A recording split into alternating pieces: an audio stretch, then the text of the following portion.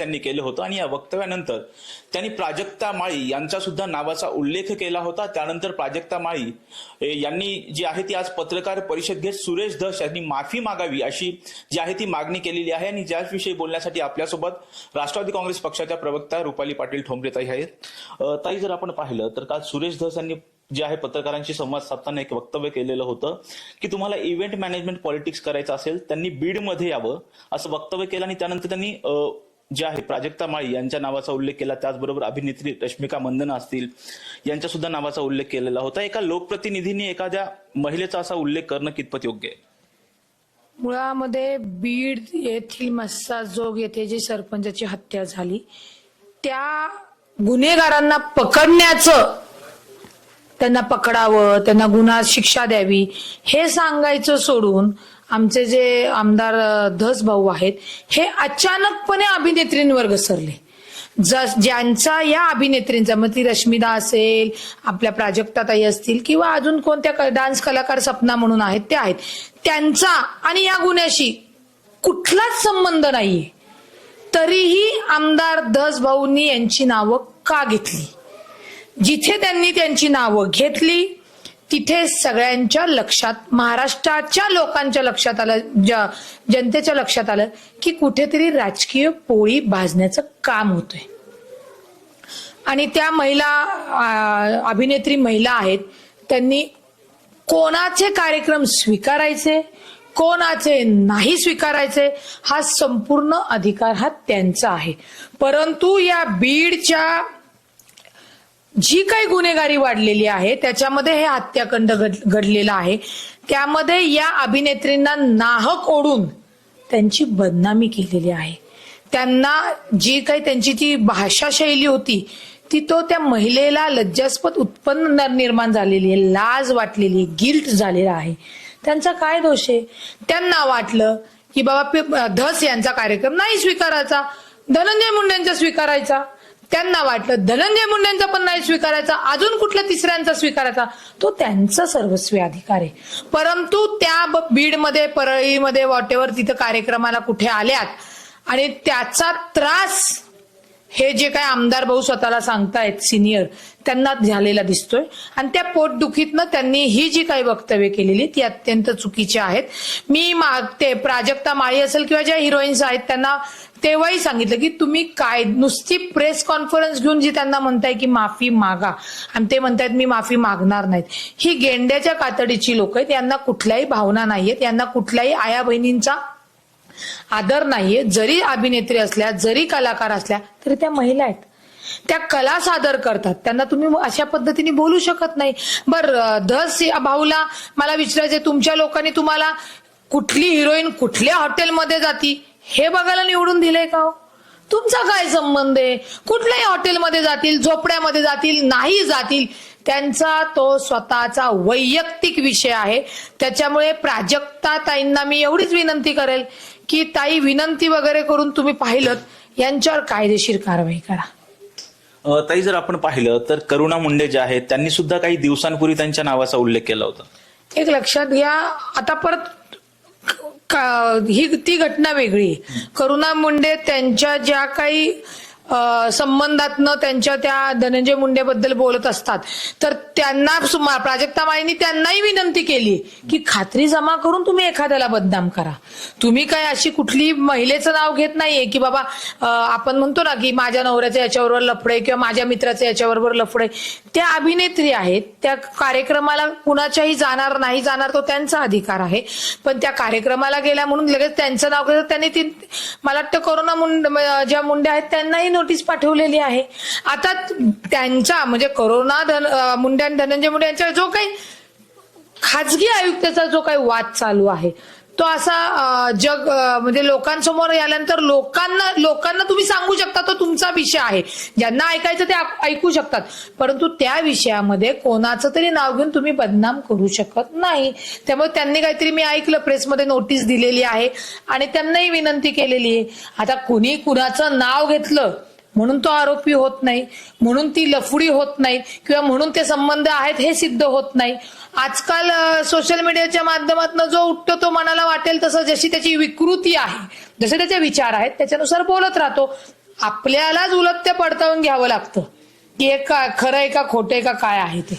त्याच्यामुळे प्राजक्ता माळींनी खूप म्हणजे प्राजक्ता माळींनी म्हणलं की मी महिनाभर शांत होते, त्यांच्याही लक्षात आलं शांत बसलं म्हणजे आपली मूकसंमती आहे असं समजू नये आणि म्हणून ते ऍक्शन मोडवर आलेले आहेत. त्या पुढच्या कायदेशीर कारवाई करतील आणि तसं त्यांनी सांगितलंय पत्रकार परिषदेमध्ये. ताई, आपण जर पाहिलं तर एक लोकप्रतिनिधी सुरेश धस एक लोकप्रतिनिधी आहेत. 3 ते 4 लाख जे मतदार आहेत, जनता आहे, त्यांचं प्रतिनिधित्व करतात. अशा लोकप्रतिनिधींनी असं वक्तव्य करणं हे कितपत योग्य आहे? हेच तर लाजिरवाणी आहे. मुळात हाच खंत आहे, हाच निषेध आहे की आपल्याला 4 ते 5 लाखातील मतदार जनता जेव्हा निवडून देते, धस यांचं सुद्धा काही खाजगी लाईफ आहेच ना, त्याच्यापर्यंत कोण गेलेलं आहे का आता? आणि कुणी जाऊही नाही. प्रत्येक लोकप्रतिनिधींनी हे लक्षात ठेव की राजकीय पोळी भाजण्यासाठी आपण कुणाच्या तरी खाजगी आयुष्यापर्यंत जाणं हा अत्यंत मूर्खपणा आहे आणि कायद्याने गुन्हा पण आहे. ज्यासाठी लोकांनी आपल्याला निवडून दिलं आहे ती कामं लोकप्रतिनिधींनी प्रामाणिकपणे करावी. आता काही लोकप्रतिनिधींना माहिती नसेल तर त्यांनी ती माहिती करून घ्यावी. जसं धस यांना माहिती नसेल, बरं ते सिनियर आहेत परंतु ते बीडमधनं आहेत. आता बीडमधनं आहेत म्हणल्यानंतर तिथे कसं आहे, तिथं जे काही शो किंवा कार्यक्रम किंवा राजकीय स्पर्धा, एकमेकांना पाण्यात बघणं, या सगळ्या गोष्टी या ज्या सातत्याने होत आहेत, तर घडलेल्या गुन्ह्यामध्ये आपल्या राजकीय पोळ्या भाजण्याचं काम जर लोकप्रतिनिधी करत असतील तर ही लाजिरवाणी गोष्ट आहे. म्हणजे शेम ऑन की तुम्ही कशासाठी लोकांनी निवडून दिले आणि काय केले. जे गुन्हे घडलेले आहेत त्याच्यामध्ये तिथल्या जे काही आरोपी आहेत, जे काही तपासामध्ये निष्पन्न होणार आहेत, त्या सगळ्यांवर कारवाई करणार हे आधीच मुख्यमंत्री आणि उपमुख्यमंत्री साहेबांनी सांगितलेलं आहे. बीडमध्ये गुन्हेगारीला कोणालाही थारा नाही, कोणाचीही दादागिरी चालू देणार नाही, हे गृह खात्याचे प्रमुखांनी सांगितले, मुख्यमंत्र्यांनी सांगितले, उपमुख्यमंत्र्यांनी सांगितलेले. ताई, जर आपण पाहिलं तर आपली संस्कृती जी आहे ती पुरुष प्रधान संस्कृती आहे असं आपण बघतो. एखाद्या पुरुषाने असं वक्तव्य करणं आणि त्यानंतर जर प्राजक्ता माळीला बघितलं असेल तर 1 महिन्यापासून ट्रोल केल्या जाते. पुरुष प्रधान संस्कृती आहे म्हणूनच ही माज दाखवली जाते. ज्या पद्धतीने धस भाऊ बोलत होते, कसं ती कंबर नाचवते करते. अरे तुम्ही कार्यक्रम घेऊन कंबर नाचवायला लोकांना तिथं बोलवताच ना, तुम्ही काय देता मग? त्या कलाकार आहेत, त्या तिथं मनोरंजन करतात. जशी ती गौतमी पाटील समजा नृत्य करत होती तर ती आली पुस्तक वाचनाला. कुणी कुठला कार्यक्रम स्वीकारायचा तो त्याचा त्याचा आयुष्याचा लाईफचा प्रश्न आहे. परंतु तुम्ही त्यांना बोलण्याचा तुम्हाला कुणी अधिकार दिलाय? तुमच्या घरात नाहीयेत का माता भगिनी? तुमच्या घरात आता ठीक आहे, काय त्यांच्या घरात चित्रपट सिनेसृष्टी हे माहीत नसेल, पण मुंबई, पुणे, नाशिकमध्ये तुम्ही बघितलं तर ही चित्रपट सृष्टी जी आहे, या सगळ्या ज्या काम करत असतात ते त्या टीव्हीवर आणि त्यांच्या त्या सिनेमा सृष्टीसाठी काम करत असतात. ते कलाकार आहेत, त्यांचं तुम्ही ठरवणारे कोण? त्यांना हिनवणारे कोण? त्यांना वाईट साईड बोलणारे कोण आहे? त्यांचं चारित्र्य हनन करण्याचा अधिकार कोणी दिलाय? म्हणजे हे असं झालं की हिचं आपलं वस्त्रहरण, हिचं कुणाचं, आपण द्रौपदीचं जेव्हा वस्त्रहरण होतं त्याच्या पुढचेही लोक आहेत. हे या 21व्या शतकामध्ये सुद्धा कुठल्याही महिलेचं किंवा सिनेमा सृष्टीमध्ये ज्यांचं आहे त्यांचं वस्त्रहरण करतायत. कुणी अधिकार दिलाय तुम्हाला? बरं, त्यावेळी श्रीकृष्ण येत होते. आता तर मी महिलांना सांगते, स्वतःचा श्रीकृष्ण स्वतः बना. प्राजक्ता माळी या स्वतःच्या श्रीकृष्ण म्हणून त्यांनी त्यांची ती प्रेस घेतलेली आहे. पुढचं पाऊल त्यांनी यांना सगळ्यांना यांच्यावर कायदेशीर खटले भरावे. कारण का प्राजक्ता माळी या त्यांची बदनामी केली, अवहेलना केली म्हणून खटला चालू शकतात, पोलिसांकडे तक्रार दाखल करू शकतात, नाही तर कोर्टामध्ये डायरेक्ट दावा दाखल करू शकतात. एक महिला पत्रकार परिषद घेते, ती विनंती करते की मागणी करते की तुम्ही माफी मागा. त्यावर सुरेश धस म्हणतात की मी माफी मागणार नाही, माझ्यासाठी तो विषय संपलाय. थोड्या पात्रतेचे तो पुरुष असावा लागतो, तो लोकप्रतिनिधी असावा लागतो. एक अभिनेत्री तुम्हाला विनम्रपणे तुम्ही जी चूक केली त्याची माफी मागा म्हणताय, तर खरं तर धस भाऊने ती माफी मागायला पाहिजे होती. विषय संपलाय म्हणजे काय? तुम्ही समोरच्याला वाटेल ते करून, चारित्र्य हनन करून विषय संपलाय म्हणतात. मग तुमचेही कपडे फाडून लोक म्हणतील विषय संपला. चालेल का? नाही चालत. लोकप्रतिनिधींनी कृपा करून म्हणजे जबाबदारीने बोलणं गरजेचं आहे, जबाबदारीने वागणं गरजेचं आहे. आणि जर नाही वागले तर कायद्याने केसेस त्यांच्यावर दाखल करता येतील, पोलिसांकडनं पण तक्रार दाखल करता येतील. त्यांनी मुख्यमंत्र्यांना पण सांगितलेलं आहे, स्वतःचे मुख्यमंत्री सांगतायत की तिथे कोणाची दादागिरी चालू देणार नाही, गुन्हेगारांना सोडणार नाही. तरी सुद्धा धसभाऊ बोलतायत.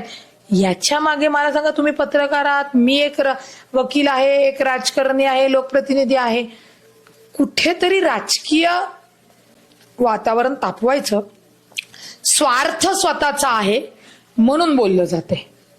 ताई, बीडमध्ये असं का होते? आपण बघतो की बीडमध्ये अत्यंत निर्घुण अशी सरपंचाची हत्या झाली, अजूनही आरोपी सापडत नाहीयेत. एक लक्षात घ्या की ती खरंच हत्या खूप निर्घुण झाली, अक्षरशः निंदनीय गोष्ट आहे आणि तिथल्या गुन्हेगारांना शिक्षाच झाली पाहिजे.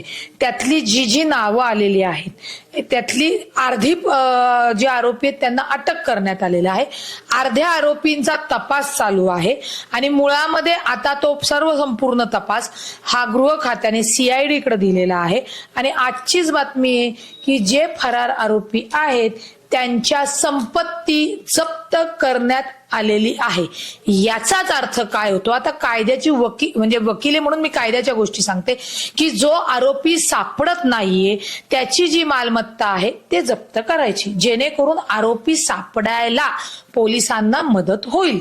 त्यामुळे गृह खातं, पोलीस खातं ज्या मारेकरांच्यात मुसक्या आवळलेल्या आहेत आणि लवकरच सगळे आरोपी जेरबंद दिसतील. तर आपण जर पाहिलं तर ही जी हत्या झालेली आहे त्या हत्येच्या नंतर जनतेमध्ये, विशेषतः बीडच्या जनतेमध्ये मोठा रोष आहे. आज त्या ठिकाणी एक मोर्चा निघाला. त्या मोर्चामध्ये जर आपण पाहिलं तर मोठ्या संख्येने सर्वपक्षीय मोर्चा होता, सर्वच पक्षाचे जे आमदार होते, लोकप्रतिनिधी होते, त्या मोर्चामध्ये सहभागी झाले. तुम्ही नुकतंच एक ट्विट केलेलं आहे जितेंद्र आव्हाडांचं, तर आपण पाहिलं तर तुम्ही ते ट्विट काय होतं? तुम्हाला मी सांगते की आज जो निषेध मोर्चा काढला तो लोकांच्या भावना आहेत त्याच्यासाठी ते काढणार आणि त्यांनी काढावाच. त्याच्यामध्ये लोकशाही पद्धतीने जो काही जितेंद्र आव्हाड आग विझवायला गेलेत का आग लावायला गेलेत? त्या मुद्द्यावर येते की त्याच्यामध्ये सर्व पक्षीय लगेच राजकीय पोळी भाजणारी लोक हजर झाली. जितेंद्र आव्हाडांनी मी जो स्क्रीनशॉट हे केलेला आहे तो आजचा नाहीये, तो कालचा होता. तो काय होता?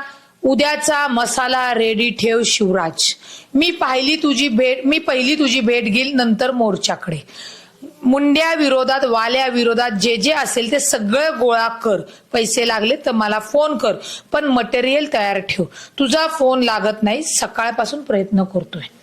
त्याच्यानंतर तो समोरचा मला सुरू आहे फोन माझा 51 बंद आहे तात्पुरता, मी सगळी तयारी केली. हे समोरचा जो कोण शिवराज आहे त्याने तो रिप्लाय दिलाय. त्याच्यानंतर आव्हाड भाऊ म्हणतात की बरं, मोर्चात मुस्लिम आणि दलितांनाही गोळा करता आलं तर कर, पैशाची काळजी करू नको. आंबेडकरी चळवळीतील दीपक केदार म्हणून माझा माणूस आहे, त्याला ही संधी द्यावी. मी सांगितलं आहे कसं काय कुणावर बोलायचंय ते. उद्या मुंडेला घोडे लाव. कसा मंत्री राहतो आणि अजित याला पक्षात कसं ठेवतो ते बघू आता. समोरचा म्हणतो याचीच वाट मी पाहतोय, किती वाजता पोचताय तुम्ही. मुळामध्ये हा स्क्रीनशॉट जो आहे हा सोशल मीडियावर आहे. आता हा बाहेर कसा आला असे जितेंद्र भाऊ विचारतायत. तर जितेंद्र भाऊ, तुम्ही ज्यांना केला त्या मुलांनी कोणाला पाठवला ते चेक करा आणि ते चेक केल्यानंतर हा कुठनं मिळाला हे तुम्हाला लक्षात येईल.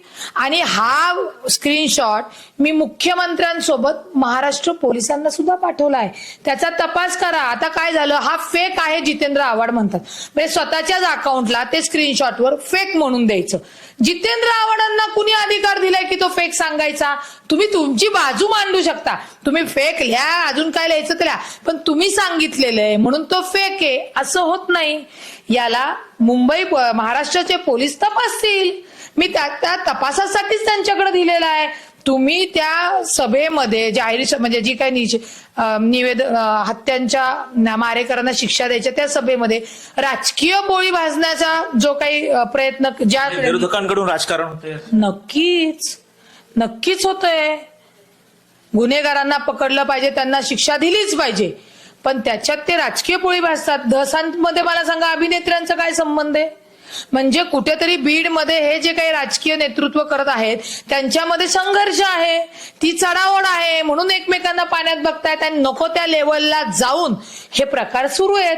पण ह्या तुमच्या प्रकारामुळे आमचा महाराष्ट्र बदनाम होतोय ना, तो का होऊन द्यायचा आम्ही? मग यांना धसांना वाटतंय त्यांना मंत्रीपद मिळू नये, धसांना वाटतंय त्यांना मंत्रीपद पाहिजे, मग आता तो त्यांच्या पक्षाचा विषय आहे. परंतु तुमच्या राजकीय द्वेषापोटी तुम्ही ही दिशा का बदलताय? हे जे प्रकरण आहे ते बदलताय का? वळण का वेगळं देताय? गुन्हेगारांना पकडलं पाहिजे, त्यांना शिक्षा झाली पाहिजे, तपास झाला पाहिजे, कोण कोण आहे, कोण इन्व्हॉल्व्ह झालेला आहे, त्याप्रमाणे ह्या ज्या स्क्रीनशॉट जो हा सगळ्या सोशल मीडियावर आहे त्याचाही तपास झाला पाहिजे आणि पोलिसांनी सांगावा. ते जितेंद्र आव्हाड म्हणतात तुम्ही एक वकील आहात, वकिलीची प्रॅक्टिस करता, तुम्ही हे ट्विट फॉरवर्ड करणं अर्थात ट्विट करणं हे स्क्रीनशॉट कितपत योग्य आहे? मी एक वकील आहे आणि माझ्याकडं जो स्क्रीनशॉट आला त्याने मी तुम्हाला विचारणा केली. मी असं म्हणलं का की Jitendra Awhad this is a truth, I am a whole and sole authority, मी म्हणेल तसं. आणि माझ्या वकील प्रॅक्टिसची जितेंद्र भाऊनी काही काळजी करू नये.